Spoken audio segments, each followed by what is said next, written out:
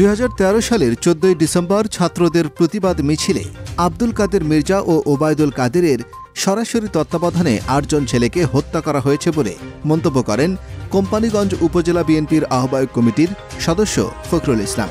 শনিবার বিকেল 4টার সময় উপজেলার রামপুর ইউনিয়ন বামনী বাজার উপজেলা বিএনপির যুগ্ম আহ্বায়ক কাজী একরামের সভাপতিত্বে ও কোম্পানীগঞ্জ উপজেলা ছাত্রদলের সাবেক যুগ্ম আহ্বায়ক আজিজ আজমিমের সঞ্চালনায় শীত বস্ত্র বিতরণ অনুষ্ঠানে প্রধান অতিথির বক্তব্যকালে এই মন্তব্য করেন তিনি। এ সময় আরও বক্তব্য রাখেন কোম্পানীগঞ্জ উপজেলা যুবদলের সিনিয়র যুগ্ম আহ্বায়ক মেহেদী হাসান টিপু, কেরানীগঞ্জ উপজেলা কৃষক দলের যুগ্ম আহ্বায়ক জসিম, যুগ্ম আহ্বায়ক আবু নাসের, নোয়াখালী জেলা স্বেচ্ছাসেবক দলের যুগ্ম সাধারণ সম্পাদক ছোটন, কোম্পানীগঞ্জ উপজেলা কৃষক দলের সদস্য সচিব আবুল বাশার জয়,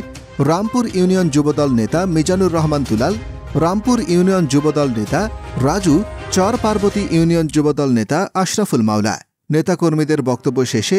800 লোকের মাঝে শীত বস্ত্র বিতরণ করা হয়।